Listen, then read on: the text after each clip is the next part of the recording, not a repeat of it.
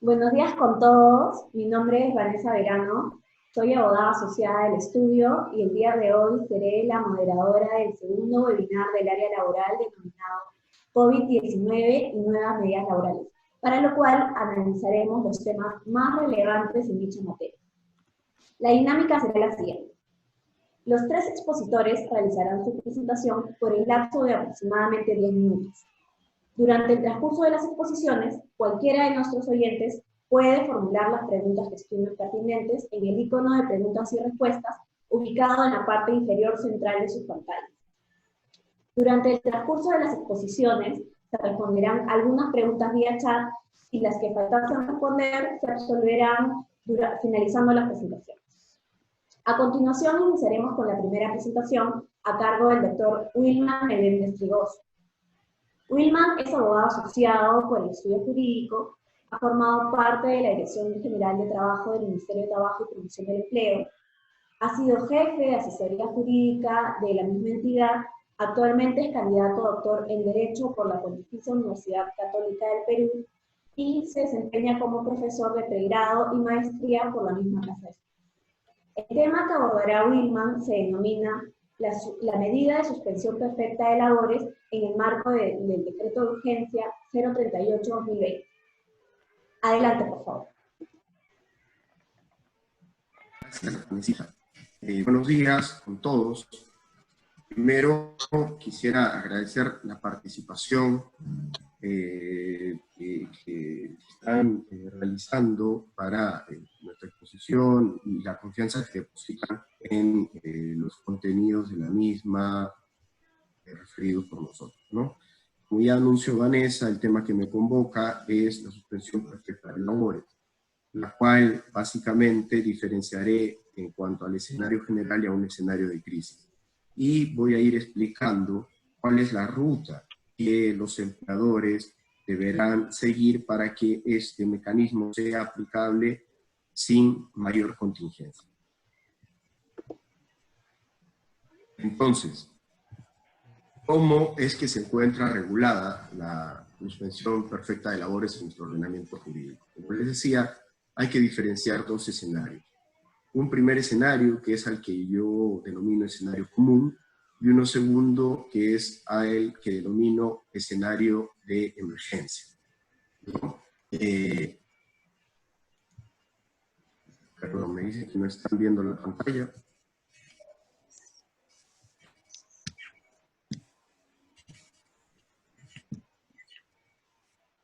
¿Ahora se ve?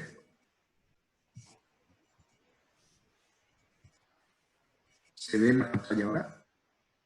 ¿Positivas? Ok, muchas gracias. Bueno, volviendo al tema, y perdonen por estas cositas que ocurren, bueno, creo que es natural que a veces sucedan, sobre todo cuando no estamos muy familiarizados algunos con el manejo. Bien, ¿qué es y cómo ha sido regulada, les decía, la suspensión perfecta de labores en nuestro ordenamiento? Y adelantaba que voy a partir por una distinción de escenarios, un escenario común, entendiendo por escenario común uno ajeno a la pandemia actual que no solo vivimos en el país, sino de manera global, ¿no? Y luego por un escenario de emergencia, que es al que denomino suspensión perfecta de emergencia, ¿no? Básicamente la terminología es propia para que podamos diferenciar las dos cosas. Ahora, en sentido general, ¿qué supone una suspensión perfecta de labores? La suspensión perfecta de labores supone la ruptura temporal del sindicato contractual. ¿Qué quiere decir esto? Que de manera suspendida por un plazo determinado, el empleador deja de retribuir al trabajador porque éste no está prestando servicios. Evidentemente, esta cuestión merece de una ruta que permita arribar a estos efectos jurídicos, ¿no? Distinto es el caso de la suspensión perfecta de emergencia. ¿Por qué? Porque esta suspensión perfecta de emergencia, si bien en cuanto al concepto coincide con la suspensión perfecta común, sí ha determinado en sus articulados, básicamente estos se encuentran contenidos en el Decreto de Urgencia 38/2020, algunas reglas especiales, ¿no?, que flexibilizan el trámite para la suspensión perfecta.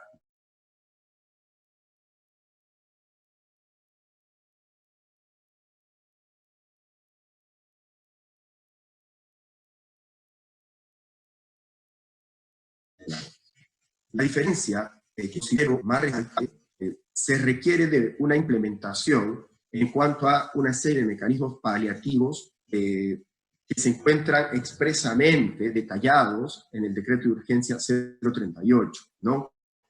En el escenario común, estos mecanismos paliativos son, si se quiere, determinados, pero bajo una lógica enunciativa, bajo una lógica ejemplificativa.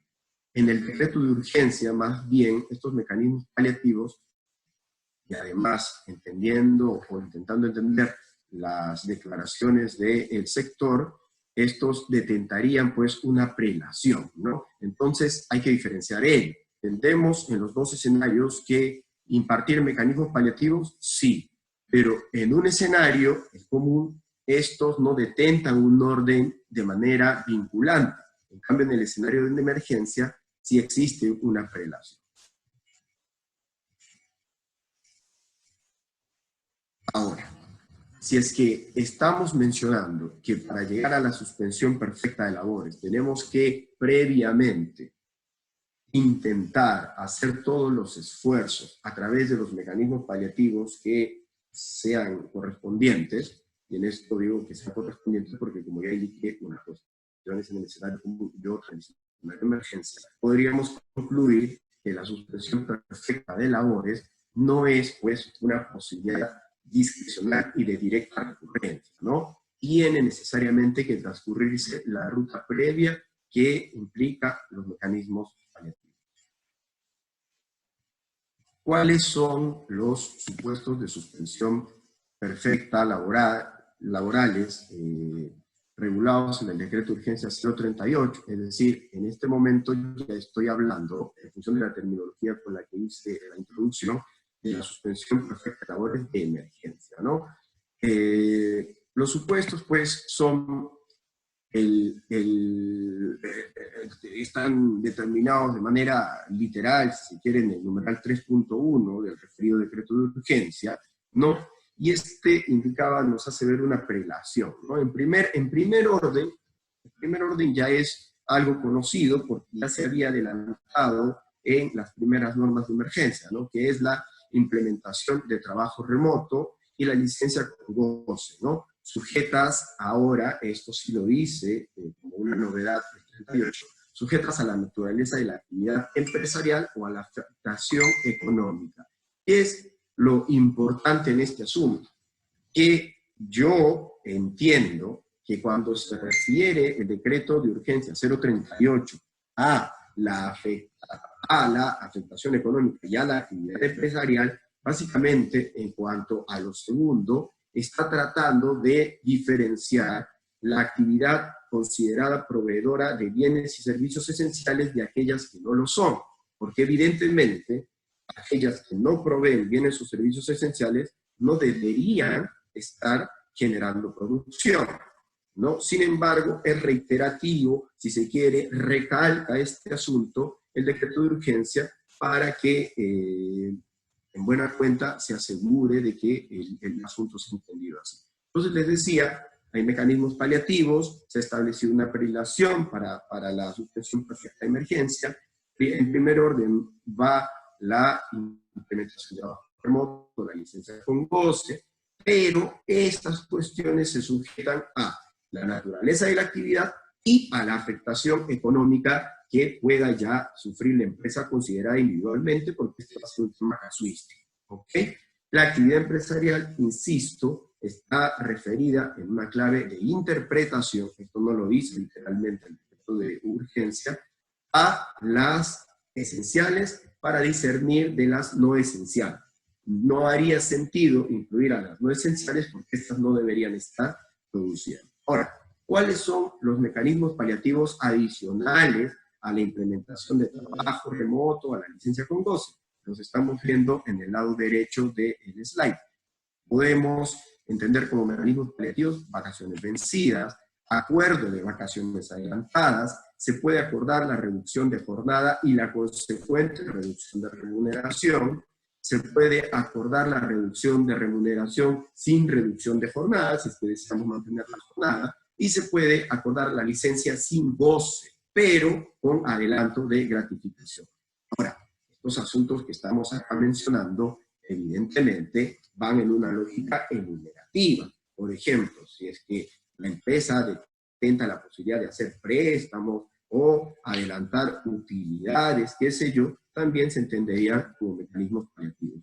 Sin embargo, sí debo resaltar que la relación involucra, en primer orden, la posibilidad del trabajo remoto y en segundo orden, la licencia con goce de haber. Si esto no fuese posible, los mecanismos paliativos que ven ustedes al lado derecho del slide podrían ser una serie de posibilidades que se aperturan, pero con un carácter ya ejemplificativo, ¿no?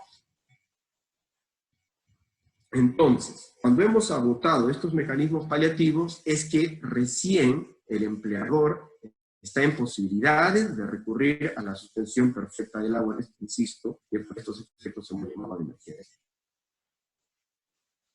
El procedimiento administrativo que se ha regulado para esta suspensión perfecta de labores de emergencia es muy sencillo, ¿no?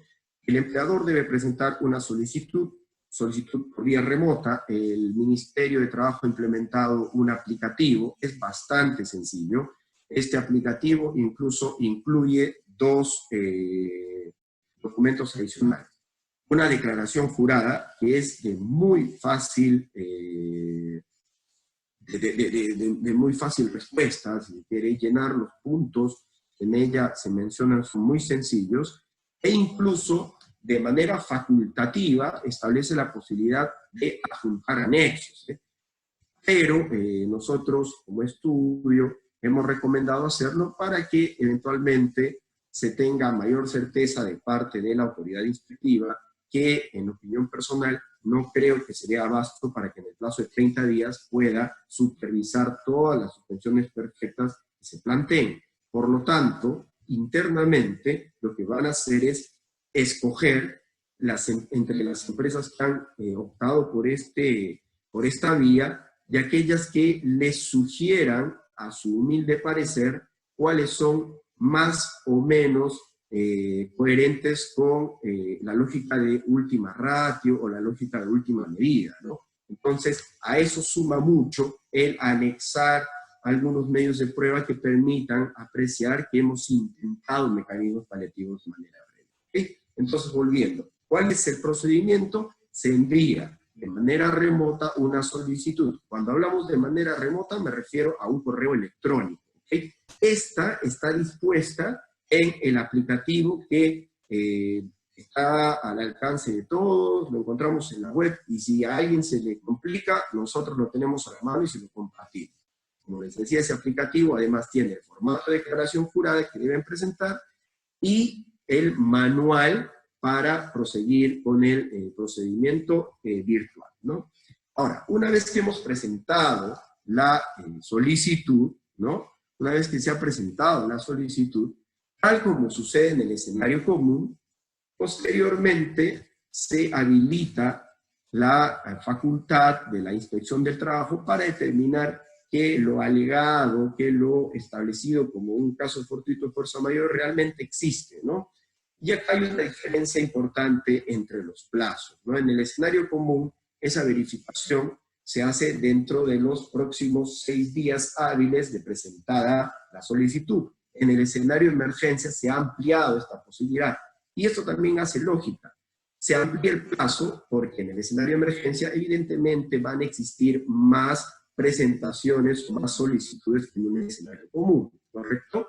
Ahora, presentada la solicitud, va a proceder la verificación, y hecha la verificación, que no necesariamente va a ocurrir en todos los casos, me voy adelantando a que la inspección de trabajo tiene deficiencias no conceptuales, no humanas, sino que tiene deficiencias materiales. Entonces, aún cuando existen esfuerzos notables de parte del cuerpo inspectivo, es inviable que puedan inspeccionar a todas las empresas que componen el universo de nuestro país, ¿no? Entonces, pero en aquellos casos que exista verificación, la autoridad administrativa va a emitir, va a expedir una resolución. Esa resolución es un acto administrativo, ¿ok?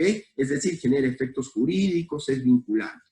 ¿Dentro de qué plazo va a emitir la resolución? Dentro del plazo de 7 días de verificada la suspensión perfecta de labores de emergencia, es decir, de verificar los hechos que hemos alegado como caso fortuito o fuerza mayor. Algo importante, la regulación es bastante clara en indicar que estos 7 días, en caso exista verificación y no haya merecido una respuesta, una resolución, un acto administrativo de parte de la autoridad administrativa, inmediatamente aplica el silencio administrativo positivo. ¿Qué significa esto? Que se entiende por aprobada la solicitud presentada por el empleado y no habrá mayor problema con respecto al asunto de la suspensión perfecta. Existía un criterio de la Dirección General de Trabajo, que es un órgano del Viceministerio de Trabajo, que a su vez compone el Ministerio de Trabajo y Promoción del Empleo, ¿no? Entonces, este órgano, la Dirección General de Trabajo, que es la competente además para analizar la suspensión perfecta, más no para realizar la inspección, ¿no? Había sido de la consideración de que el plazo común de 6 días es un plazo ordenador, un plazo de celeridad, y que no podía entenderse en consecuencia como un plazo de prescripción generador de silencio administrativo positivo, pese a que literalmente así lo establecía la norma. Entonces, el decreto de urgencia 038-2020 se ha cuidado en reiterar que si es que no se emite una resolución luego de 7 días de verificado el caso fortuito o la fuerza mayor, sí procede el silencio administrativo positivo. De tal manera ya no cabe duda, ¿no? Ya no cabe duda de que eso se va a aplicar en ese sentido. ¿Cómo podría la autoridad administrativa de trabajo determinar la procedencia de la suspensión perfecta de labores? Aquí yo debo hacer un poco de humildad y reconocer que la doctrina más especializada es la del derecho civil, la del derecho laboral. Sin embargo, existe una coincidencia, ¿no? ¿Cuál es la coincidencia? Que se deben analizar 3 caracteres: extraordinariedad, imprevisibilidad e irresistibilidad, ¿correcto? Entonces, vamos a aplicar estos caracteres al escenario laboral, ¿no? Porque, insisto, en la doctrina civil estos caracteres tienen un desarrollo profundo y 1000 pareceres que generan debates incluso internos. Pero en el escenario laboral parecería haber mayor consenso. Entonces, entendemos por estos en el escenario laboral. En cuanto a la extraordinariedad, y ya no voy a hablar del concepto de extraordinariedad, sino que lo voy a aplicar directamente al caso concreto que nos convoca. Lo extraordinario en este momento es evidente, puesto que la pandemia, los decretos del gobierno permiten que esto se pueda palpar, es visible, es material, no puede alguien decir que es un escenario ordinario, aunque suene absurdo reiterarlo, nadie podría argumentar esto, ¿no? Entonces, el primer elemento se cumple. El segundo elemento, referido a la imprevisibilidad, tiene lógica con lo que ya mencionado hace un momento. ¿Por qué? Porque a mi parecer, lo imprevisible, o mejor dicho, lo previsible, está referido a una diligencia estándar que se tendrá que exigir a los empleadores. Y esa diligencia estándar, conforme a la lectura del decreto de urgencia y del escenario común que se aplica supletoriamente, nos lleva a notar que debemos adoptar perdonen por la repetición de la palabra, nos lleva a determinar que debemos adoptar los mecanismos paliativos que ya mencioné. Si es que no hemos hecho ello, entonces se va a entender que no hemos adoptado una diligencia estándar y por lo tanto la suspensión perfecta de labores genera graves contingencias porque podría ser declarada improcedente o infundada. El tercer elemento para mí es el más importante. ¿Por qué? Porque acá habla de la irresistibilidad. Y la doctrina civil, cuando entiende el carácter de irresistible para un caso fortuito o fuerza mayor, se refiere a una situación económica, concretamente. Y allí sí existirá una distinción, porque no todas las empresas tienen las mismas posibilidades.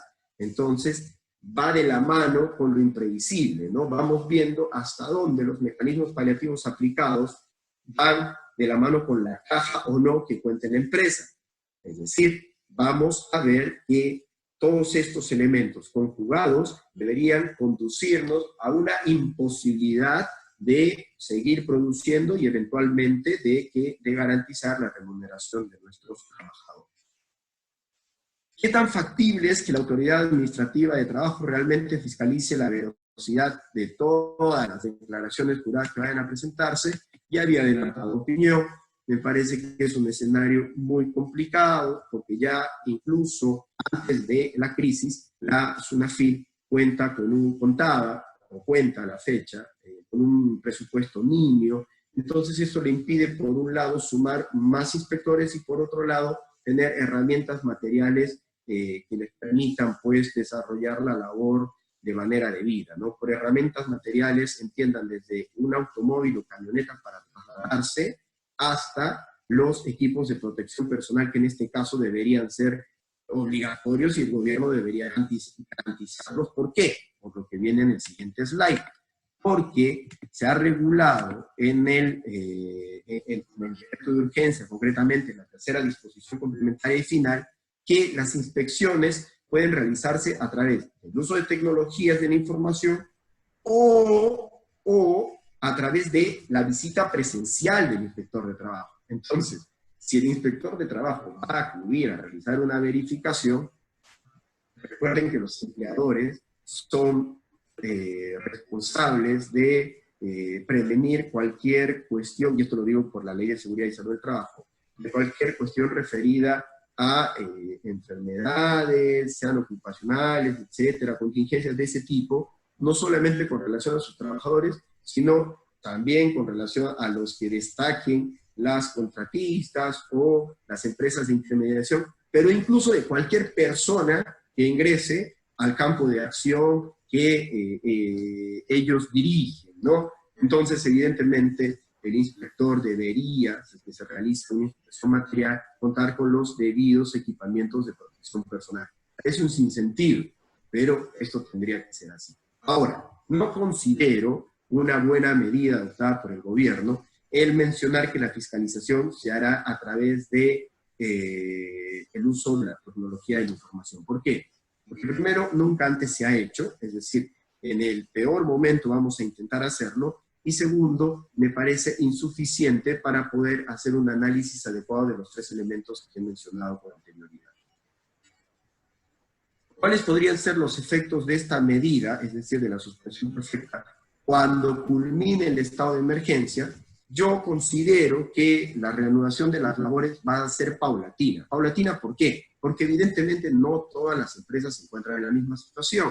Entonces, la reactivación de la economía será paulatina también de acuerdo a los sectores, ¿no? que componen a esta, de manera macro, de manera micro. Y eso va a impactar directamente en la reanudación de las labores de las distintas empresas, ¿no? Entonces, de allí es que es necesario que el gobierno, es imperioso que el gobierno mantenga los mecanismos paliativos heterónomos para diferenciar de los mecanismos paliativos autónomos, individuales, que hemos visto como vinculantes para la suspensión. En este caso estoy hablando de mecanismos paliativos heterónomos, es decir, de ayudas que da el gobierno, ¿no? Entonces es interesante o será importante que el gobierno mantenga los subsidios o que incluso permita el acceso a créditos con intereses bajos, ¿no? Ya los bancos, hemos visto, están permitiendo la posibilidad de prorrogar los créditos, pero sin embargo aún el gobierno en este punto no ha emitido una regulación que genere mayor tranquilidad. Dicho eso, estimados participantes, les agradezco infinitamente su atención y doy pase a la doctora Vanessa Verano. Muchas gracias, Wilman. Muy detallada tu presentación. He verificado que hay diversas preguntas que se han formulado en el icono de preguntas y respuestas y en el chat.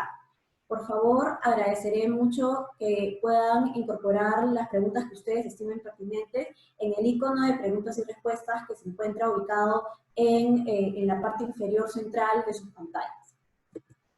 Habiendo dicho eso, a continuación iniciaremos con la segunda exposición a cargo de la doctora María Eugenia Tamaris Heredia. María Eugenia es abogada asociada senior con más de 7 años en nuestro estudio jurídico. Cuenta con un máster en asesoramiento laboral por la Universidad Carlos III de Madrid y cuenta con especializaciones en Derecho del Trabajo y Litigación por la Pontificia Universidad Católica del Perú y la Universidad Complutense de Madrid. El tema que abordará María Eugenia se denomina Nuevas medidas económicas a favor de los trabajadores. Adelante, por favor.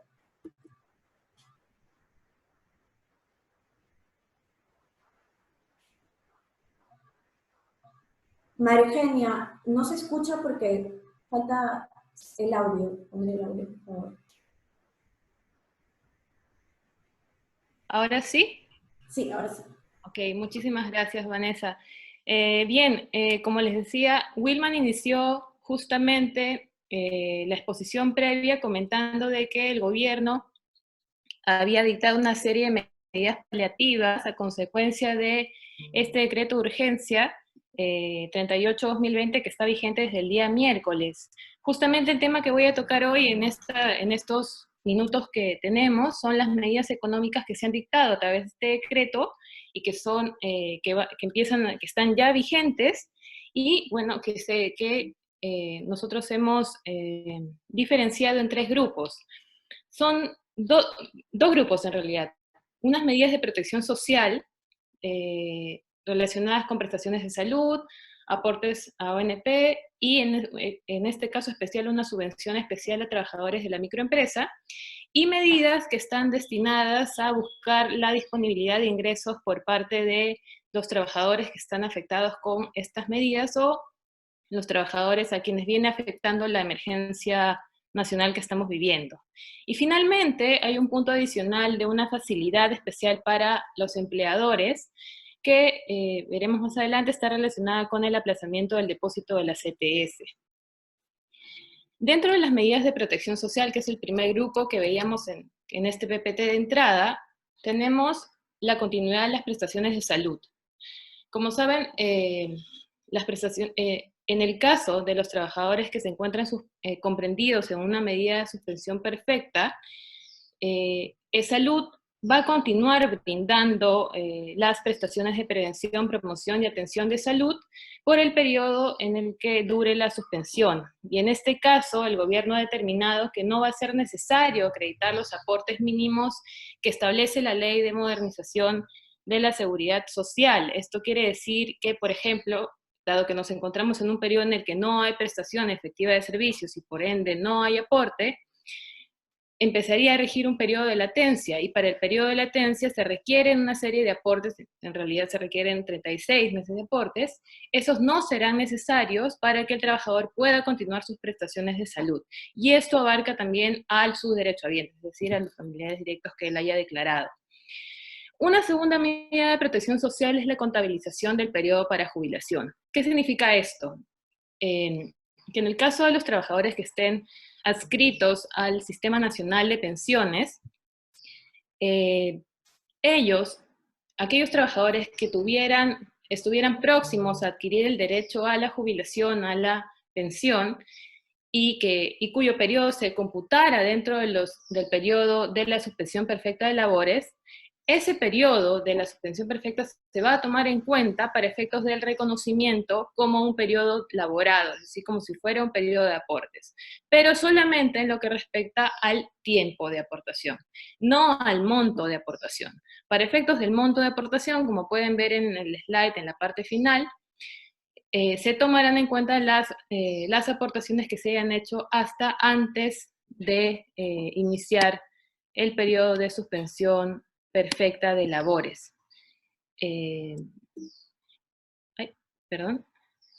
Luego, como tercera medida de protección social que ha creado el gobierno a través de esta norma, está esta subvención especial, que de hecho también comentaba Wilman como una medida adicional, un subsidio que se ha creado a través de esta norma para aquellos trabajadores que forman parte del régimen laboral de la microempresa y que tienen como máximo una remuneración bruta de 2.400 soles.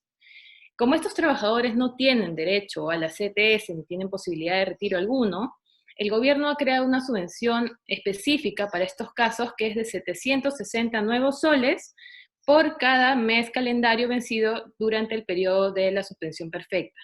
Como el plazo máximo de esta suspensión será 3 meses, el plazo máximo de reconocimiento también es de 3 meses. Y para efectos de este subsidio, se va a tomar en cuenta que las suspensiones se encuentren aprobadas. Y aquí entrará a tallar también lo que comentaba Wilman en la exposición anterior, el trabajo fundamental que tendrá el Ministerio de Trabajo al verificar estas suspensiones y darles un trámite célere, porque de lo contrario carecería de sentido que los trabajadores puedan acceder a este tipo de beneficio cuando va a tardar la verificación de la aprobación de la información declarada por sus empleadores en todo caso. El trámite va a ser virtual, se va a habilitar una plataforma de salud y es necesario que los trabajadores puedan declarar también un código de cuenta interbancaria en moneda nacional y, bueno, que permita simplemente la transferencia interbancaria en todo caso. Luego, vamos al segundo grupo de medidas que ha adoptado el gobierno a través de esta norma. Medidas referidas a la disponibilidad de ingresos. En efecto, la suspensión perfecta suspende la obligación de retribución a los trabajadores y, sin embargo, para paliar esta situación, el gobierno ha dado medidas especiales en el contexto de esta emergencia nacional. La primera es un retiro anticipado de la CTS. Recordarán ustedes que se emitió no hace mucho un decreto de urgencia que permitía también el retiro anticipado y de un monto único de la CTS hasta 2.400 soles. En este caso, esta medida es adicional al retiro establecido por el Decreto Supremo 33-2020, que permitía el retiro de 2.400 soles, y permite que los trabajadores que estén dentro de la medida de suspensión perfecta puedan retirar durante el periodo de la suspensión el monto ascendente a una remuneración mensual por cada mes calendario vencido en este periodo.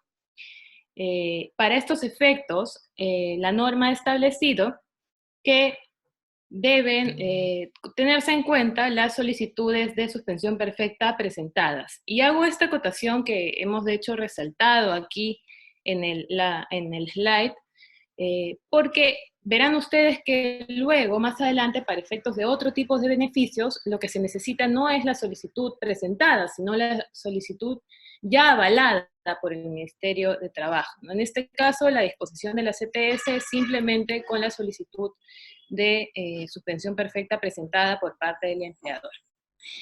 ¿Qué pasa en los casos en donde no existe ya un saldo en la cuenta de CTS?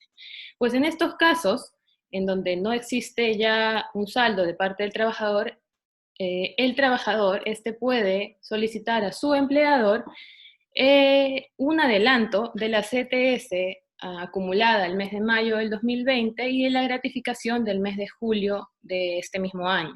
Estos adelantos son calculados a la fecha de desembolso y se deben realizar dentro de los 5 primeros días hábiles de recibir la solicitud del trabajador.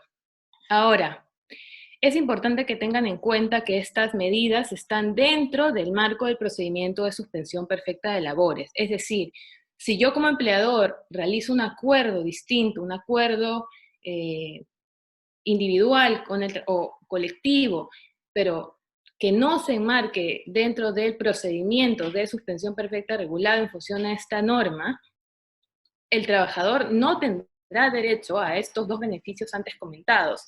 Es por eso que es bastante importante que en los acuerdos que ustedes puedan celebrar, otorguen algún tipo de beneficio, como por ejemplo algún retiro, algún adelanto de gratificación, o algún tipo de beneficio que permita paliar justamente esta situación excepcional de los trabajadores. ¿Por qué? Porque de lo contrario, el trabajador podría considerar,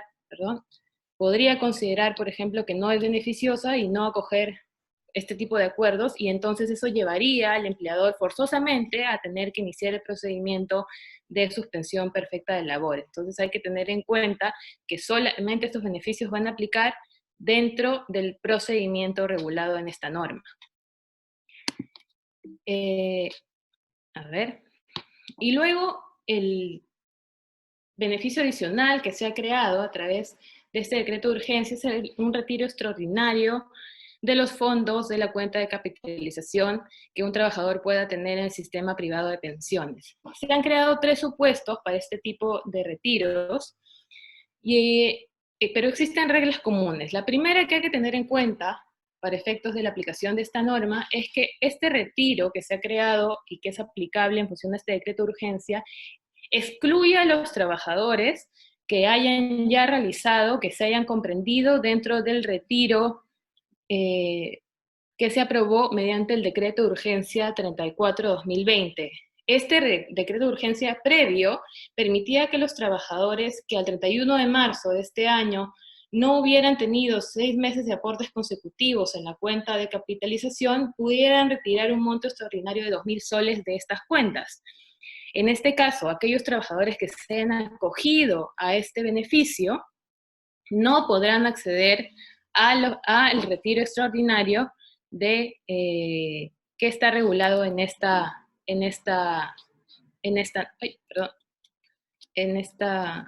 norma.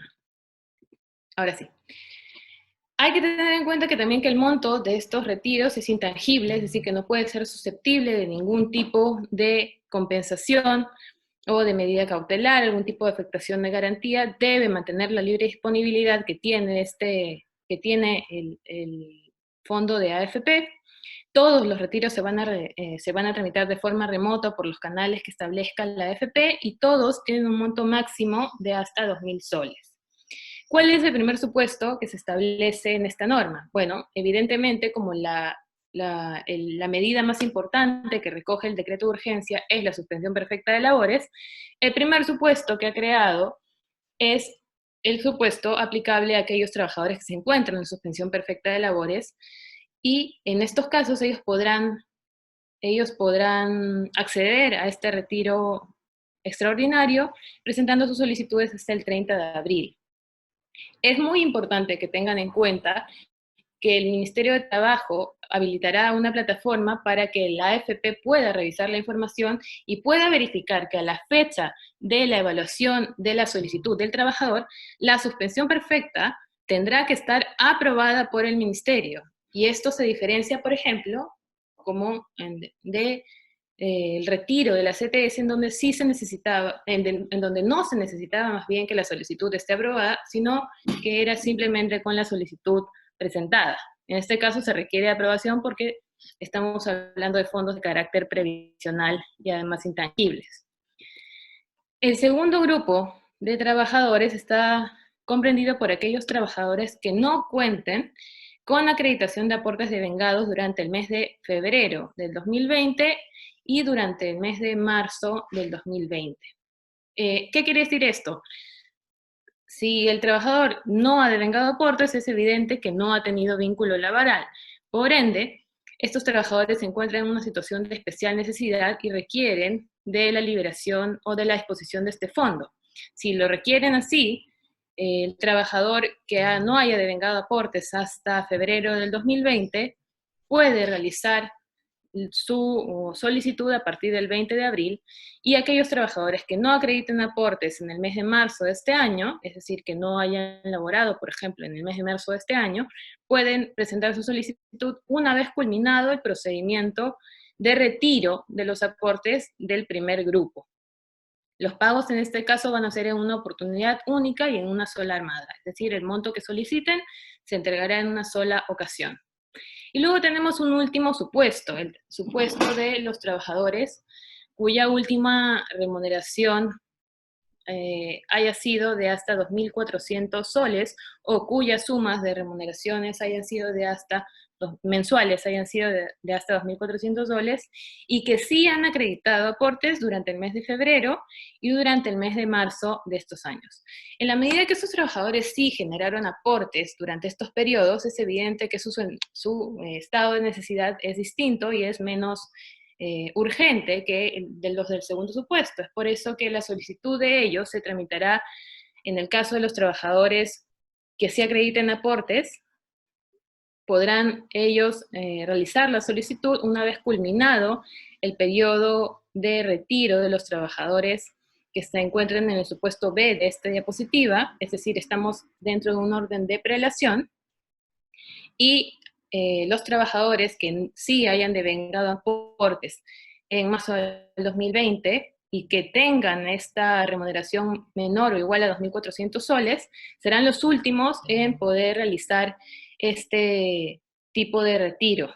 En estos casos, los pagos no son de una sola oportunidad, van a ser pagos mensuales de hasta 1.000 soles por cada ocasión, es decir, una primera ocasión 1.000 soles, y luego en el mes siguiente se retirará el monto adicional que se haya solicitado por la diferencia. Entonces, estas son las medidas que se han tomado en materia de retiro de AFP.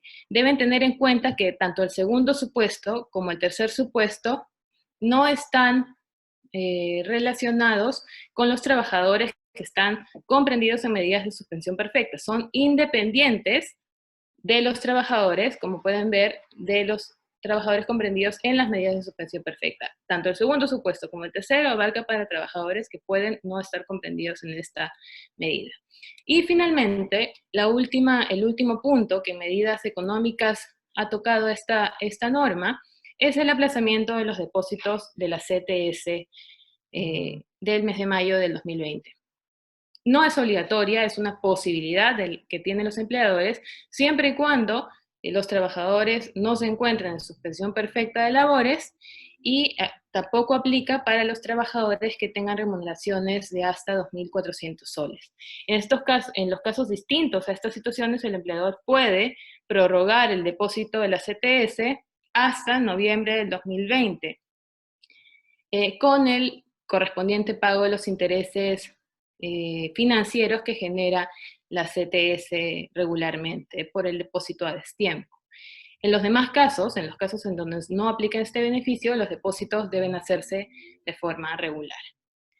Bueno, les agradezco la atención y los dejo nuevamente con Vanessa para que pueda dar pie a la otra exposición.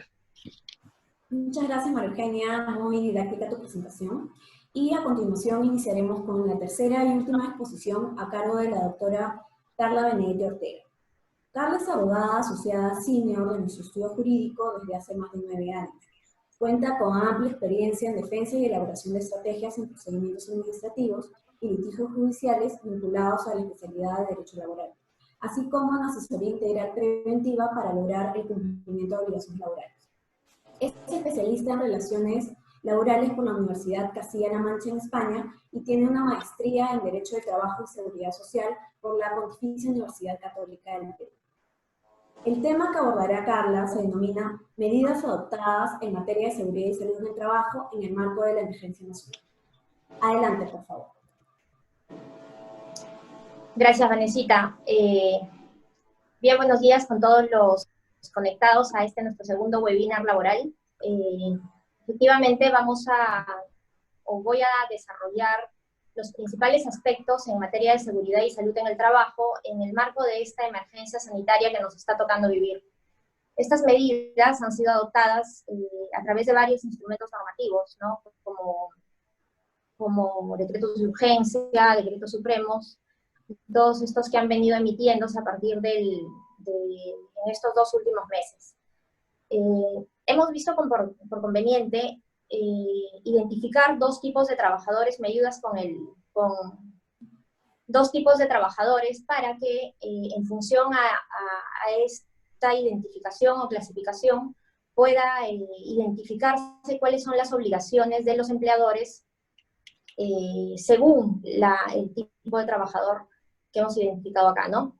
Están primero los trabajadores que ejecutan trabajo remoto, dentro de los cuales están los trabajadores del grupo de riesgo y además los trabajadores que por la naturaleza de sus funciones tienen la posibilidad de ejecutar sus servicios de manera remota. Y además están los trabajadores, y el otro segundo grupo son los trabajadores que continúan prestando servicios porque trabajan para aquellas empresas que realizan actividades calificadas como no esenciales.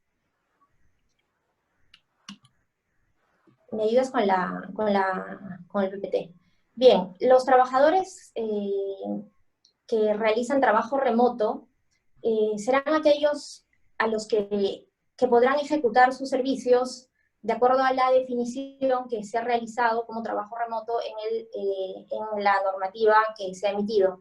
Es decir, aquellos que prestan servicios desde su domicilio o lugar de residencia o aislamiento domiciliario a través de medios o equipos informáticos de telecomunicaciones o de cualquier otra naturaleza que vaya a posibilitar realizar las labores fuera del centro de trabajo. En este grupo de trabajadores que realizan o que prestan servicios de vía remota están, como hemos dicho, el grupo de riesgo, que de acuerdo a la última definición, en la última resolución ministerial, el 072 del 2020 del MINSA, son las personas mayores de 60 años y aquellas que sufran enfermedades cardiovasculares, diabetes, enfermedades pulmonares crónicas, hipertensión arterial y otros, ¿no? Respecto de estas personas, se han adoptado medidas especiales en materia de seguridad y salud en el trabajo, como son la aplicación obligatoria del trabajo remoto y si es que no es posible la ejecución del trabajo remoto, se les deberá otorgar una licencia con goce de haber compensable. Se entienden estas medidas especiales toda vez que no es recomendable que estas personas vayan a ejecutar o inclusive vayan a ejecutar servicios al centro de trabajo, inclusive si se tratan de empresas vinculadas a actividades calificadas como esenciales. Sin embargo, estas dos medidas especiales que estaban reguladas han sido dejadas sin efecto de acuerdo al decreto de urgencia 038 del 2020 que ha sido emitido o que está vigente desde el 16 de abril. Y es que en el artículo 4 de este decreto de urgencia se hace referencia a que respecto de estas personas que conforman el grupo de riesgo, se pueden adoptar todas las medidas necesarias para mantener la relación laboral, privilegiando de todas maneras el acuerdo con estos trabajadores para optar por otras medidas como son vacaciones adelantadas, vacaciones vencidas. Sin embargo, no se excluye la posibilidad de que con estos trabajadores pueda aplicarse o que ellos sean pasibles de ser afectados con una suspensión perfecta de labores. Pasamos la filmina. Bien, además de eso, las medidas generales adoptadas para todos los trabajadores que realizan sus servicios vía remota o que tienen posibilidad de hacerlo, se han establecido estas obligaciones. Fundamentalmente la comunicación, ya sea de manera física o digital, de medidas o condiciones y recomendaciones en seguridad y salud en el trabajo remoto, que están vinculadas principalmente a medidas que abarquen factores ergonómicos, factores psicosociales o riesgos asociados a los equipos de trabajo que van a ser utilizados en la ejecución de sus servicios, ¿no? Y otra de las obligaciones que ha sido, que es muy importante, es que el empleador deberá especificar un canal a través del cual pueda el trabajador comunicar sobre los riesgos adicionales que éste pueda identificar y que el empleador no haya advertido. Y además, este mismo canal podrá servir para canalizar las comunicaciones sobre posibles accidentes de trabajo. Ahora bien, recordemos en este punto que las políticas o las recomendaciones que vaya a realizar el empleador tienen que estar orientadas a las funciones que va a ejecutar el trabajador de manera remota. Recordemos que, de acuerdo a nuestra legislación en materia de seguridad y salud en el trabajo, el empleador, dentro de su deber de prevención, debe adoptar acciones para evitar o disminuir riesgos de aquellas condiciones que puedan generar daños al trabajador como consecuencia directa del cumplimiento de sus labores. Entonces, debemos de ser muy específicos en identificar las funciones que presta el trabajador y a partir de ello identificar cuáles son los riesgos a los que vaya a estar expuesto. Pasamos la... Gracias. Bueno, el otro grupo de trabajadores son aquellos que prestan servicios en las empresas que realizan actividades calificadas como esenciales. Sabemos que las actividades calificadas como esenciales han sido delimitadas o establecidas desde el Decreto Supremo 044 PCM como aquellas que garanticen el abastecimiento de alimentos, medicinas, que garanticen la continuidad de los servicios de agua, saneamiento, energía eléctrica, y todas estas definidas luego se fueron incorporando las actividades de hidrocarburos, la actividad hotelera, y en general, respecto de estos trabajadores que prestan servicios en empresas que realizan actividades calificadas como esenciales, lo que los empleadores deben hacer es lo siguiente: actualizar las políticas que tienen dentro de su sistema de seguridad y salud en el trabajo, incluyendo las medidas orientadas a mitigar el impacto del COVID-19 en los trabajadores. Además de eso, además de actualizar estas políticas, tienen que divulgar y comunicar la información necesaria que tenga como objeto justamente prevenir el contagio de estos trabajadores del COVID en la ejecución de sus servicios. Y además de eso, deben aprobar los protocolos de seguridad de acuerdo a las indicaciones seguidas o indicadas por el Ministerio de Salud para prevenir y contener el COVID-19, ¿no? Pasamos la filmina. Bien, lo anterior ha sido un poco un resumen de todas las medidas que se han adoptado por el gobierno en estos diversos instrumentos normativos. Sin embargo, en este momento vamos a conversar un poco sobre la posibilidad de que el COVID sea incorporado o sea calificado como una enfermedad profesional y cómo podemos identificar un accidente de trabajo cuando este se produzca vía remota.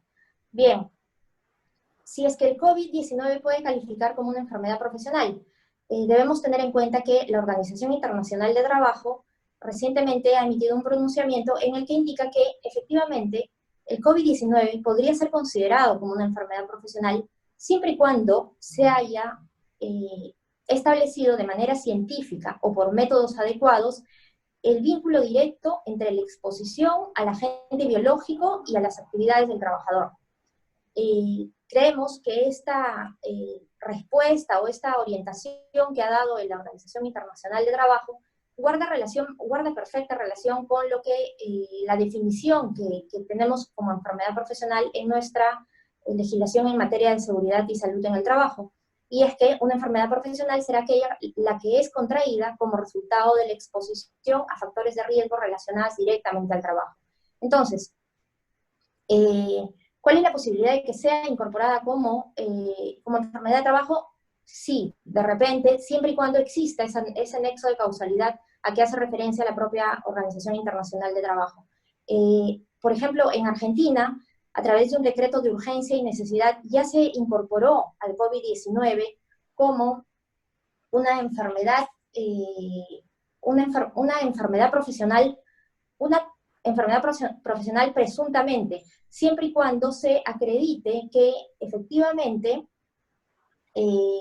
exista esa relación de causalidad entre las funciones que realizó el trabajador y los factores, y que estas funciones estaban asociadas de manera directa a este factor de riesgo que es este virus que estamos viviendo todos, ¿no?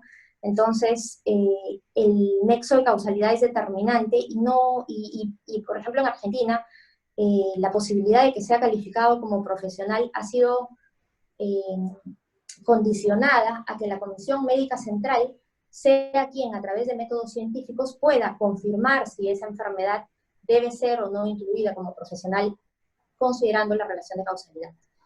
Entonces, bien, si es que esta enfermedad eventualmente puede ser considerada como profesional, sí cabría que se pague o se generen las indemnizaciones por daños y perjuicios respectivas. en la medida, como la propia Organización Internacional del Trabajo ha indicado, en que se pruebe no solo la relación de causalidad directa, sino que además se compruebe que el elemento de antijuricidad, esto es, que el empleador no haya cumplido de manera diligente con el deber de prevención que haya sido respecto de sus trabajadores para evitar que éste contraiga la enfermedad profesional. Pasamos de Filmina, por favor. Bien. Finalmente, ¿qué es lo que, o cómo podríamos identificar un accidente de trabajo cuando este sucede en la prestación de servicios que se ejecuta vía remota? Sabemos que, de acuerdo a la Ley de Seguridad y Salud en el Trabajo, de manera específica en el glosario de términos del reglamento, el accidente de trabajo va a ser todo suceso repentino que sobrevenga por causa o con ocasión del trabajo y que produzca en el trabajador una lesión orgánica, una perturbación funcional, una invalidez o la muerte. Entonces, ¿qué es lo que sucede? Ciertamente podríamos estar ante un escenario difícil cuando el trabajador esté ejecutando servicios desde su domicilio, ¿no? Algunos de los elementos que se podrían considerar para calificar si un accidente es o no un accidente de trabajo serían los siguientes. La naturaleza de las funciones del trabajador y el modo en cómo se ha producido el suceso. No sería lo mismo, pues, que el trabajador tenga que ejecutar sus servicios con una computadora y el accidente se produzca, pues, con un cuchillo, un corte, ¿no? Esto no evidentemente debería entender de que no estamos ante un accidente de trabajo. También tiene mucho que ver la hora en que ocurrió el accidente. Creemos que este elemento, por ejemplo, sería importante siempre y cuando en la empresa se hayan establecido y se hayan definido de manera clara los horarios en que va a prestar servicio el trabajador, y esto pueda ser monitoreado de manera virtual. Otro de los elementos que podría ser utilizado es el reporte del accidente, siempre y cuando el empleador haya establecido un procedimiento claro y haya definido el canal a través del cual se tenga que informar este accidente de trabajo y el plazo en el que se debe de informar el accidente una vez ocurrido, ¿no? Esto también podría dar un indicio de que estamos o no ante un suceso que pueda ser calificado como accidente de trabajo. Y además, también podría ser un elemento a considerar el lugar en que se produjo el accidente de trabajo, si es que es en el centro, en el mismo domicilio o fuera del domicilio, ¿no? Como les indicaba al inicio, esta va a ser una labor difícil de identificar de repente, pero tenemos que irnos agenciando de los elementos necesarios para poder lograr esto, ¿no? Y eventualmente, pues, el Poder Judicial y la Autoridad Administrativa de Trabajo también van a tener una labor que hacer en función a los indicios que vayan a generar las partes, ¿no? Y bueno, esto es lo que tenía que explicar en este momento, y le doy pase nuevamente a Vanessa. Quedo atenta a las preguntas que pudieran generarse. Gracias. Muchas gracias, Carla. Y a continuación vamos a dar el pase a los ponentes para que puedan responder las preguntas que no hayan sido absueltas vía chat. Voy a dar el pase en primer lugar a Wilman Meléndez, y en caso haya respondido todas vía chat, le daría el pase a María Eugenia y así sucesivamente. Adelante, por favor. Sí, en mi caso, Vanessa las ha respondido todas vía chat, y bueno, estoy al tanto de quienes puedan hacer mayores preguntas, pero creo que estas ya deberían dirigirlas al correo, ¿no? Del estudio, que vamos a, inmediatamente finalizado este evento, poner a su disposición. Por lo tanto, les daría el pase ya a María Eugenia, ¿no? Gracias, Wilman. Sí, hay una pregunta que quiero responder en vivo porque es reiterativa. Me preguntan sobre los intereses que podría generar el aplazamiento del depósito de la CTS. Recordemos que en este caso prima la regla general del Decreto Supremo 001/97-DR, que regula justamente la ley de compensación de tiempo de servicios. Los depósitos que no se hagan a plazo, en el plazo que corresponda, tendrán que ser abonados por el empleador con los correspondientes intereses que pudieran haber generado hasta la fecha del depósito. Entonces, esos serán los intereses que tendrán que asumir, en todo caso, el empleador de acceder a esta medida de aplazamiento de las CTS. Y además quiero reiterar, porque también ha surgido esta pregunta en en nuestro dispositivo este aplazamiento de la CTF en función a la suspensión, a esta situación especial regulada en este decreto de urgencia, solo aplica para aquellos trabajadores que tuvieran una remuneración mayor a 2.400 soles y que además no estuvieran comprendidos en la medida de suspensión perfecta de labores. En los otros casos sí deben ejecutarse el depósito de la CTS de forma regular durante el periodo que corresponde, es decir, hasta en la primera quincena de mayo de este año. Le doy paso a Carla y, bueno, si hubiera alguna otra pregunta, la responderemos también, dejaremos luego nuestros contactos para que nos las puedan remitir. Gracias.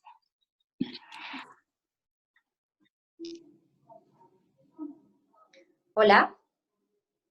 Bien, sí, yo tengo una pregunta que me la envía Cintia Puente. Me dice que si para el grupo de riesgo, si ya se les ha dado licencia con goce de haber, podemos aplicar el adelanto de vacaciones u otras medidas, ¿cuáles serían?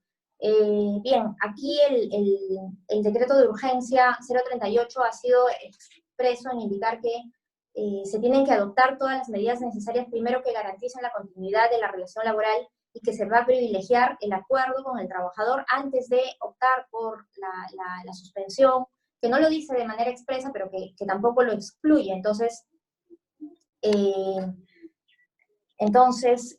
sí, efectivamente, el primer camino respecto a este grupo es otorgarle las vacaciones, acordar las vacaciones o darle las vacaciones vencidas, adelantadas, y luego de esto, de repente, acordar las licencias con goce de haber o sin goce de haber. Luego de esto podrían ya pasar al camino de la suspensión perfecta, ¿no?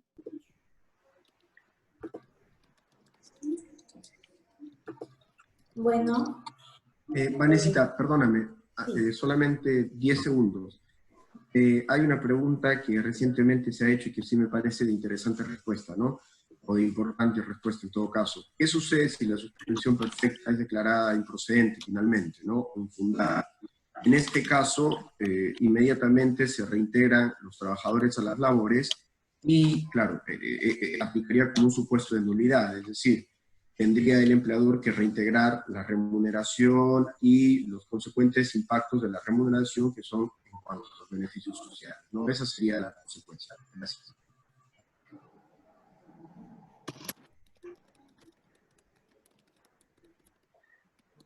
Muchísimas gracias, Will. Bueno, no sé si alguno de ustedes tiene alguna precisión adicional o quiere responder alguna pregunta adicional para ya dar por finalizada esta exposición.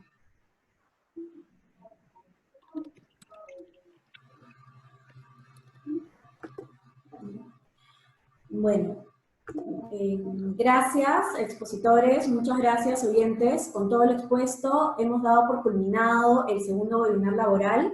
Los invitamos a seguirnos en nuestras redes sociales de Facebook y de LinkedIn, en donde pueden encontrar diversas actualizaciones y novedades en la materia laboral, así como una invitación a un tercer webinar laboral en caso las normas así lo meriten. Muchísimas gracias y hasta la próxima.